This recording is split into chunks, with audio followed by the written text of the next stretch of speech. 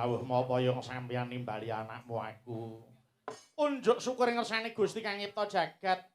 Dene wis paring pirang-pirang kanikmatan wujude nikmat sehat, nikmat sempat, nikmat iman. Satemah bisa tetunggalan mapan ana dukuh Keraswetan 1. Nggih, Desa Keraswetan RT 3 RW 1 Kecamatan Geneng Kabupaten Ngawi, Ngger. Alhamdulillah, Yung. Awit saka pangestuning para pepunden awake dhewe sak kanca wis kepareng sowan ana daleme panjenenganing Bapak Gunaryanto Esos MSI lan Ibu Tutut Winastri AMD. Iya, Nduk, dawuh. Kowe ngerti apa ora iki kagungan kersa apa? Yen ora kleru kagungan kersa ngunduh mantu. Iya. Kena diarani ngunduh mantu. Lan uga kena diarani mantu, Ngger, jalaran mantene wadon wis dadi putrane Pak Gun dhewe, Nduk. Wis winengku kaya putrane dhewe. Nggih. Ya kuwi Raka Mas Fahrul Dwianto kuwi putra angka 2 saka panjenenganing Pak Gunaryanto ingkang wis anjatu krama Mbak Feni Widyawati. Kuwi putri panjenenganing Bapak Wiji lan Ibu Ernawati SPD saka Kauman Kecamatan utawa Kabupatene Magetan, Ngger. Nggih. Alhamdulillah ijab wis kelakon tanggal 17 Oktober 2020, Nduk. Oh ngono. Nggih. Iki mung kari ngunduh manten, Ngger. Mantu sing diemaniman kabeh metu. Ya kuwi tresnane wong tuwa marang anak, celengane wong tuwa kanggo anak. Ora eman panjenenganing Bapak Gunaryanto ngregati marang Mas Fahrul jalaran pancen wong tuwa nyambut gawe kuwi nggo merajakke anak kok, Nduk. Oh, ngaten ya, Mak. Iya. Lan ing atase ing antarane Mas Fahrul lan uga panjenenganing Bapak Gunaryanto wis padha netepi sumpahe dhewe-dhewe. Kok sumpahe dhewe-dhewe kepiye? Yen anak sumpahe anak nyang wong tuwa kuwi mikul dhuwur mendem jero. Ning yen sumpahe wong tuwa marang anak, anak polah bapa kepradah. Mas Fahrul kepengin palakrama, Pak Gunaryanto meradahi. Mula bengi iki wis kelakon digelar pahargyan kaya ngene ndae, Ngger. Amin ya rabbal alamin. Mula Yung pandongaku kanggo temantene ya kuwi muga-muga sakinah mawaddah warahmah. Nggih. Sakinah kuwi ketentraman, kedamaian dan rasa aman dalam hati sehingga jauh dari kecurigaan dan kegelisahan. Terus mawaddah ya kuwi cinta dan kasih sayang yang membara serta rasa saling memiliki yang ejawantahkan melalui perhatian dan penghargaan. Nggih, warohmah ya kuwi kasih sayang yang mendalam dan terwujud dalam menerima kekurangan pasangan, memaafkan serta adanya rezeki dan karunia Allah Subhanahu wa taala. Amin. Ya rabbal alamin, Nduk. Muga-muga pandongamu kuwi diijabahi dening Gusti Kang Nyipta Jagat. Mas Fahrul, Mbak Feni ora mung dadi bojo ning dadi ya jodoh, Ngger. Apa ana bedane bojo karo jodoh? Bojo kuwi kala mangsane iso pegatan iso pisahan. Ning nek wis dadi jodoh kuwi ora ana kang bisa misahke mung kejaba maut kok, Nduk. Amin. Ya rabbal alamin. Ngger, dawuh. Iki matur nuwun kunjuk dening Bapak Kades, Bapak Haji Tony Riyadi Esa kang wis paring idi palilah nggone panjenenganing Bapak Gunaryanto gelar pahargyan ora mung bengi iki. Oh ngono ya. Wingi bengi orkes Melayu utawa dangdut. Oh nggih. Awan mau uyon-uyon utawa kelenengan dene bengi iki pagelaran wayang kulit awake dhewe sing tinimbalan sowan ana dalem kene. Nggih. Matur nuwun Yoyong dene ketua panitia Bapak Sukamto oleh ngopeni para kanca pengrawit wis ora kira-kira. Tenan kok, Ngger. Wis iki para pengrawit iki diuja saupamane. Wis dadi unen-unen to. Ya toh, seniman ki yen mulya ya kaya raja, ning nek sengsara ya sak ngisore kere. Nggih. Ning bengi iki mulya tenan, Nduk. Ngono nggih. Iki daharan wis prasmanan, kae mawake dhewe arep munggah panggung, wis ngliwati daharan andher kagem para tamu. Para pengrawit ya ngono, mung kari kuat-kuatan wetenge. Nggih. Mangane diokehi ora apa-apa, wong cedhak kali kok. Nggih.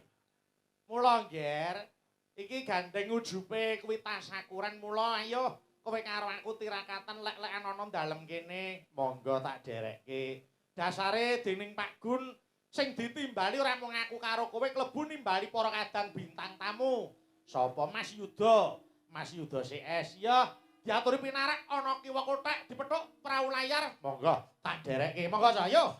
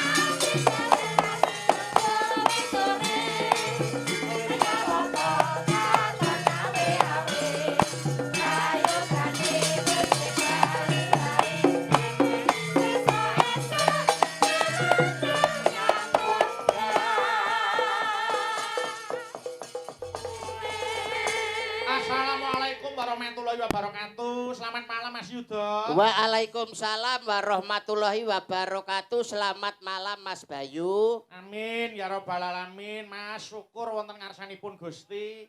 Okay. Kula panjenengan iso ketemu wonten Keraswetan mriki. Alhamdulillah wa syukurillah. Mugi kawilujengan katentreman lan kabahagiaan tansah kajiwa kasarira dumateng keluarga ageng Bapak Gunaryanto lan Ibu Tutut mandhapipun dumateng temanten sarimbit mugi tansah pikantuk berkah rahayuning Gusti satemah dados keluarga ingkang sakinah mawaddah lan warahmah Allahumma amin. Mas Yuda nggih bejo bejane wong tuwa niku yen iso mala kramake putrane menangi nggone ndautke putrane Mas leres nggih ta nggih mula kula panjenengan nulak dhateng lekasipun panjenenganipun Bapak Gunaryanto tuwin Ibu Tutut nggih sebabe apa kok panjang umur mergo penggalihe semeleh ora kemurungsung rasane leres aja to nampa rezeki paribasane nampa pacoban wae tetep disyukuri niku umate Gusti sing pancen hebat tenan Mas Yuda. Wah, saestu kok Mas Bayu. Hebat niku mboten kados Pak Carik. Kula nek nimbali cekap Pak Carik ngoten mawon. Pun buntas, pun rampung anggenipun netepi darmaning pini sepuh.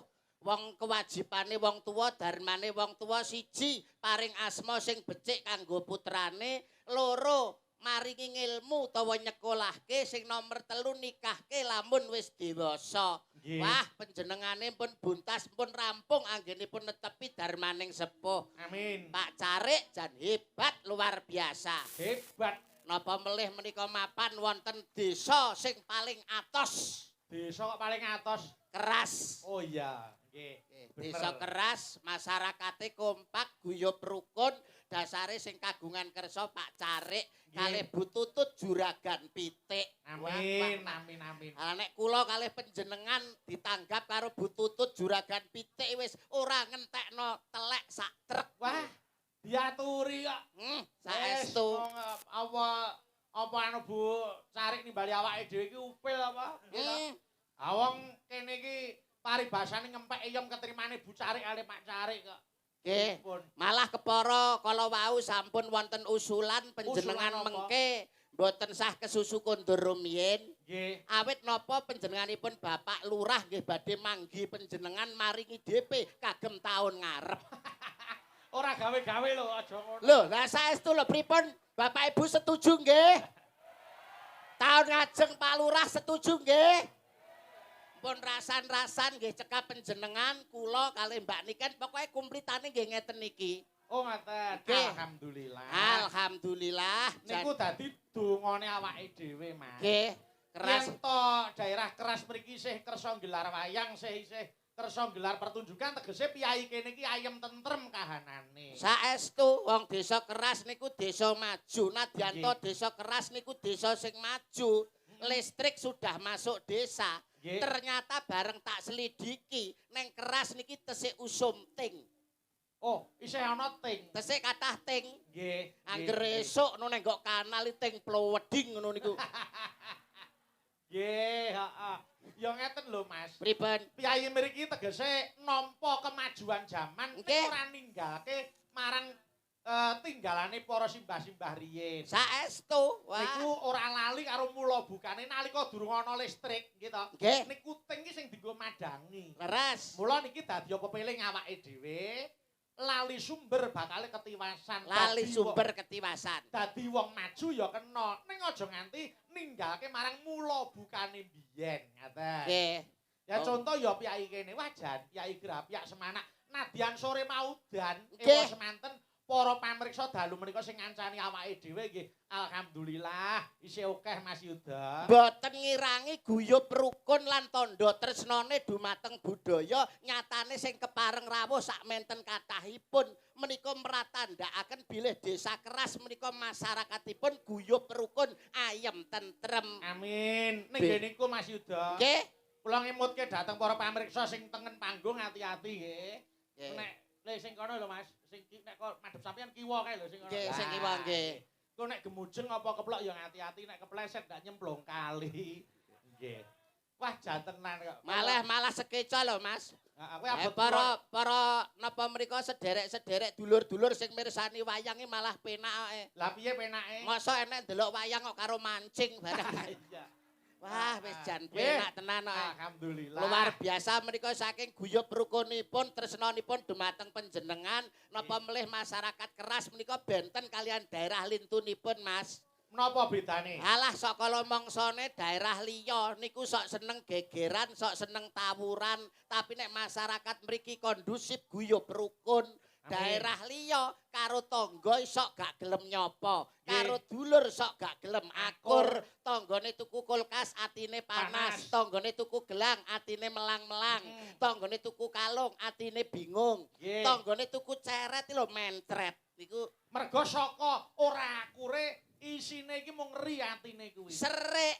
Ha nyonto kaya Pak Carik niku gak duwe sifat serik, tumindake sarwa apik, dasar sing wedok usahane pitik, duweke sithik diklumpukne kanggo nanggap wayang kulit. Insyaallah barokah tambah apik. Allahumma amin. Wah jan. Nimbali Mas Yuda ki ora rugi. Mboten rugi, malah sing rugi kula. Lah piye ta? Ngejak coro keton iki gak omong blas. Ya Allah Gusti, nuwun sewu lho Kakang Blekok moncrot. Ora sampe moncrot. Lah nyapa? Ya mung cemet ngono tok. Kakang Blekok cemet mbok katuran ngendika wong iki wis awake dhewe karo Mas Bayu kok Aku iso. ki suwe lho ora ketemu karo Mas Mondol. Uwangen aku iki karo Mas Yuda. Lah iya. Mas Mondol Pripun Kula ki suwe ora ketemu Mas Mondol. Nggih. Kula niku kangen Mas. Kali Mas Yuda niku kangen.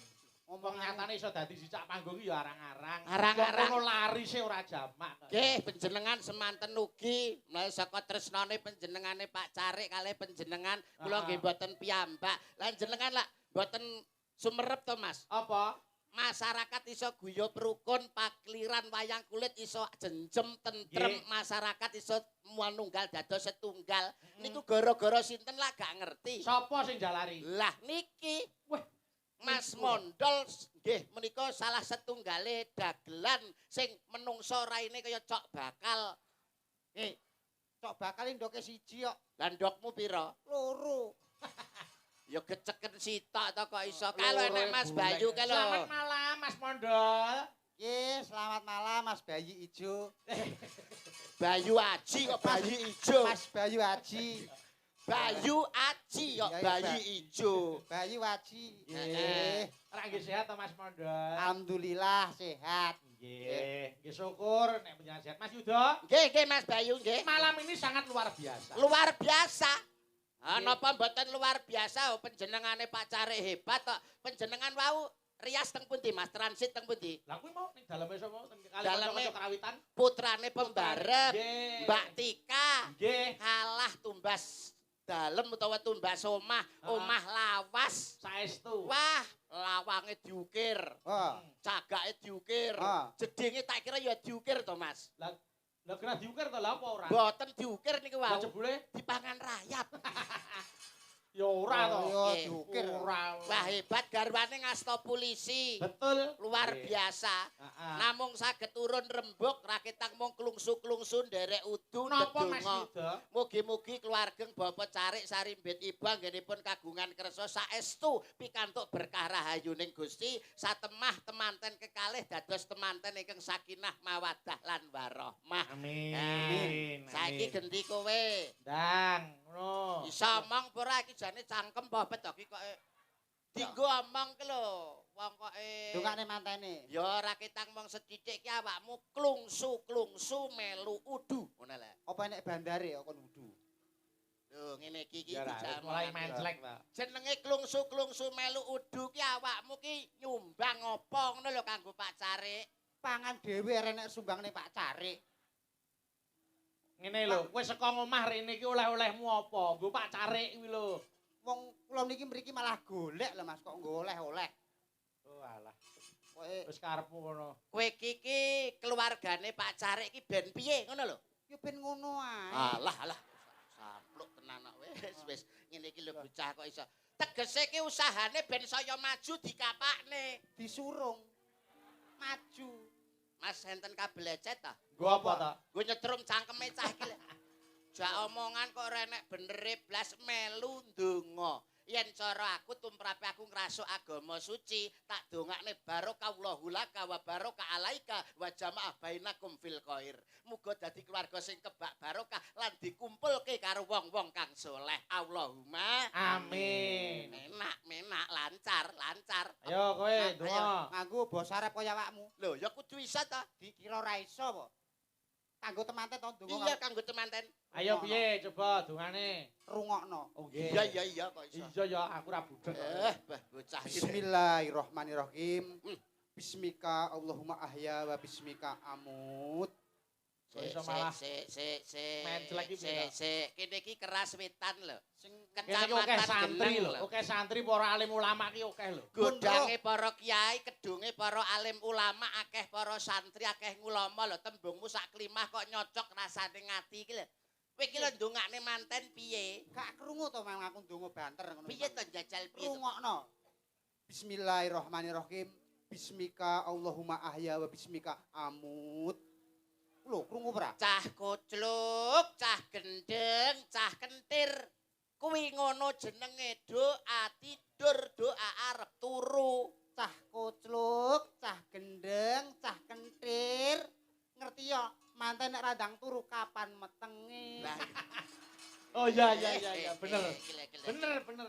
Ketoke sak teliraman. Sak celeraman. Lambene Mas Mondol iki kaya mawut. Ning kuwi isine bener. Isi napa to lambe kaya ngene kok mawet wong bentuke kaya jumbleng. Wong ki Lambe kok jumbleng. Mas yo dikaya ngapa awakmu ki cara nyambut gawe utawa cara wong omah-omah ki kan luwih suwe saka temantene. Mesine kan kowe iso menehi tutur sembur. Ayo mbok nuturi. Nah, Tutur sembur iki piye ning manten ngono. Ula apa ya kok nyembur. tutur sembur ki maksud iki kata mutiara lho. Kata mutiara kanggo temanten supaya rumah tanggane bahagia ki kowe kan duwe resep. Oh, alah arep masak terus tetek resep. Resepe anu nasi goreng Ngene. Kata terakhir nggo manten saka jenengan apa wis? wareg bongko piye kata terakhir. Wong jak omongan kok angel iki mu dicopot ngene ae lho kok iso.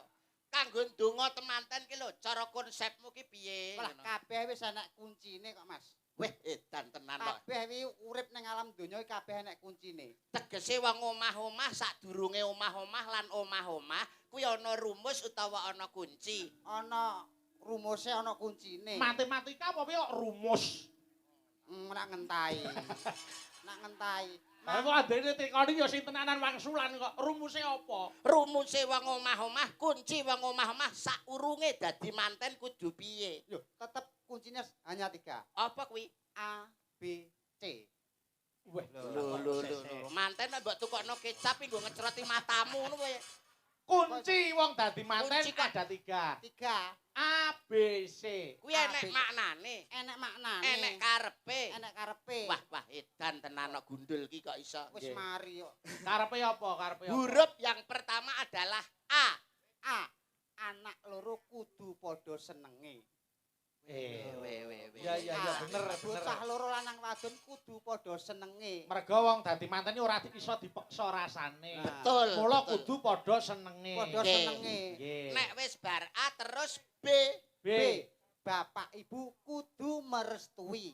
Wow. Bapak Ibu kudu merestui. Mergo restu wong tuwa ki padha karo ridone pangeran supaya anak turune dadi keluarga sing bahagia. amin. Bapak Ibu kudu Merestui. Terus A, B, C saiki. C. Cukup dibawa ke KUA. Sah. Hebat Mungguing pripun agama, Mas. mungguing negara. Hebat. Ya, Wong ya. modele ndas-ndasane kaya cilok ngene lho kok iso. Ngawur. Tembung sak tembung iki kok ya iso lho kok iso. Ngene masa gak cilok. Nggih. Ngawur ngene kok cilok. Lah iki apa? Iki ngono tahu bulat. Digoreng dadakan 500-an langsung mbok dilat. Tak kira lencung sirahe ya, Pak. Tahu. Tahu bulat. Kuwi sadurunge duwe dadi manten, Heeh. konsepe ABC. ABC. Lah nek wis diwisuda pinangka temanten wis sah menurut agama lan negara, konsepe Wis apa? omah-omah Wis omah-omah. tetep A, B, C. Lho kok ABC neh. Kabeh rumuse ki A, B, C. A yang pertama. Anak istri yang diutamakan. Wow, nek wong Nggih. omah-omah. Nek wis itu omah-omah. Yo, wis Anak omah-omah. istri harus Utamakan. diutamakan. Terus B. Bungah susah dilakoni wong loro. Wedan jelas nggih. iku. Pak Lurah medun langsung menehi DP iki iku jelas. Jelas DP panjer to. Heeh. BP dupak. Kira A, A, B terus saiki C. C. cinta sekali untuk seumur hidup. Weh. Kabeh ya anak kuncine. Mosok Nggih. ya kangge wong omah-omah tok. Ora wong omah-omah tok. Lah apa? MC bareng kuncine ya mung ABC. MC protokol, Protokol. dalang manten. Dalang manten yo cukup ABC. A yang pertama. Assalamualaikum warahmatullahi wabarakatuh. Oh iya, pembukaan. Pembukaan. Terus B. B. Bapak-bapak, ibu-ibu hadirin sekalian. Bageke. Terus C. Cukup sekian, terima kasih. Lah kok cekak men. Cekak awas kok. Oh iya. Ngono kok jare kena kanggo patuladan iki lho. Nggih. Kowe iki ya nuwun sewu, kowe iki pernah tuwa, temantene iki pernah enom. Paling tidak kowe iki sebagai wong tuwa iki kudu menehi pitutur sing apik karo wong sing luwih enom. Sebab wong tuwa iki pengalamane wis luwih akeh, ibarate mangane uyah wis akeh. Mulane wong tuwa nek karo wong enom iki mesti apik wong tuwa. Nggih to, Mas? Ayo mesti no, Lah. pengalaman hidup iki wis akeh kok. Lah dalah. Loh, Piye, kur Mbak? wis temoto atine. Piye balenono leh ngomong mau kok gak patek genah aku. Wong tuwa ki pengalaman hidup sudah banyak, mangane uyah wis akeh, mulane wong tuwa ki nek karo wong enom mesti luwih apik sing tuwa tinimbang sing enom. Wis mesti nek wong tuwa luwih apik. Ya jelas ta. Tenan yakin wis apik. Yakin. Kowe ngerti sengkuni. Tengkuni nek Mas Bayu paham nggih Mas Bayu? Ya ngerti sengkuni kok. Ngerti sengkuni ta? Ngerti. Kowe ngerti Puntadewa. Puntadewa ngerti. Sengkuni karo Puntadewa itu endi? Tuwa sengkuni Apik endi? Sengkuni karo Puntadewa. apik pun. Ah. Iya Mas. Oh iya bener ya. Iya. Oh, Sik, iya, Mas, bener, nuwun bener. sewu ya Mas ya. Plongo. Karepku ki sing mbok nggo conto ki aja wayang kulit kene iki. Sing Lah, mbok terus? nggo conto ki daharan sing disuguhne mau lho kan kena kanggo conto to. Apa wae nek sing enom, contone kaya pelem, kaya buah, kaya apa gedang mau. Kuwi nek sing tuwa, kuwi piye rasane? Legi, Nek enom, sepet, pelem nek tuwa.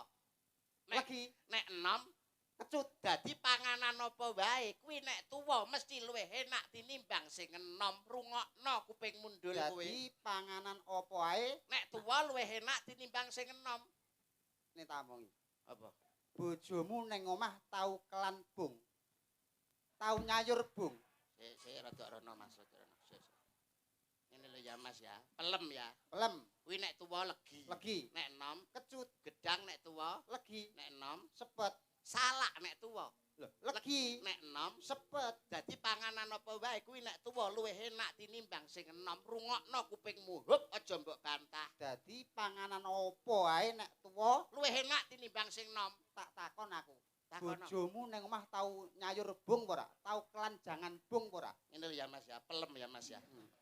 Ya Pelem pelem. kuwi nek tuwa legi. Legi. Tapi nek enom kecut. Kecut. Gedang kuwi nek tuwa legi. Legi. Nek enom Enom sepet. sepet. Dadi panganan apa wae kuwi nek tuwa luwih enak tinimbang sing enom. Panganan apa ae nek tuwa Enak tinimbang sing enom. sik aku tak takon. Bojomu ning omah tau kelan bung ora? Ngene lho ya Mas, pelem ya Mas. Ngene nah pelem nah. Yo. Ngenang ngene. Lah aku wong ngawi, aku wong geneng, jangan bung ya tau to senenganku to kok. Tahu ya? Tahu. Kae sing nom apa sing tuwa? Jenenge bung anak pring ya sing enom. Kok gak sing tuwa ben enak ben nyocok cangkemmu. Wis ngene iki lho. Apa ya ngene iki. menungso kon mangan gedhek. Wong Iya, kok kok enek ae menungso kon mangan gedhek iki ya. Kok Nuwun dipestek sewu nggih Mas Bayu nggih. Nggih, ah. Awakmu ki mbok ya aja kaya ngono. Sing mbok derekno ki Mas Bayu lho. Ya. Ki Bayu Aji Prasetyo ki dalang kondang saka Surakarta.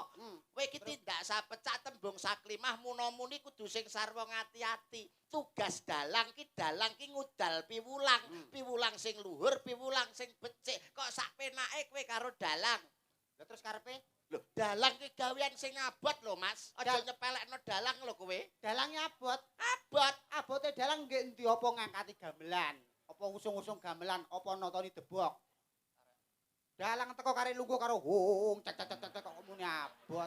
Apik lambene iki ya. Ngone 80 lho ora entuk dinyang blas. Kuwi gambar kijing apa piye kok? Ngono lho. Ini iki lho sing perlu diluruskan ngeten iki lho, Mas. Telek bebek, kok sik nek omong aja waton jebles ae. Lho, sampe dadi dalang apa? Lho genah abot to ya. Mripate melek tangane nyolahke wayang sikile jejake keprak. Lah ya gone apa turu? Wong ya melek teko esuk. Enak sing turu. Tawene sing turu ya terus ditinggal mulih ngebis. Tegese abote dadi dalang ki kok ora perkara Abot ki usung-usung, dhewe-dhewe. ora angkat-angkat. Dalang ki nyuwara terus nganti tekan pada esuk ki nyuwara terus. Lah sindene kok apa bisu? Wong ya nyuwara teko esuk. Muni teko esuk yo an. Kok muni abot dalang. Ngene lho. Angel jak omongan iki. Dalang ki abot ngono lho, Mas. Abote dalang apa ngangkati gamelan apa ngusungi debok? Karek nyapa? Teko lho karek lungguh karo hung cek cek tok tok tok tok. Ngene kok muni 80 dinyang ra oleh kok. Ngene iki lho. Lambene nek omong ngono kuwi lho nyepelekke ngono kuwi lho. Abote dalang ki kok ora perkara usung-usung gamelan atau debok. Abote dalang sing tak maksud abot sukses lan orane pagelaran bengi iki kuwi tergantung dalang rungokno ndul kupingmu. Ya ora iso. Lho kok ora iso? Ora iso. Suksese pagelaran bengi iki ora perkara dalang. Lah perkara apa? Perkara genset. Lho Enek dalange, enek yogane, enek jensete opar garingan. Pedhot gorokane no Mas. Ya, krek tenang aku dulu. Wis. Pentinge genset. Berarti sing penting ora dalang. Ora Sing penting apa? genset. Nek ngono sing penting ya ora genset. Lah apa? Sing penting solar. Enek gensete, gak enek solare. Apa arep mbok uyui gensetmu?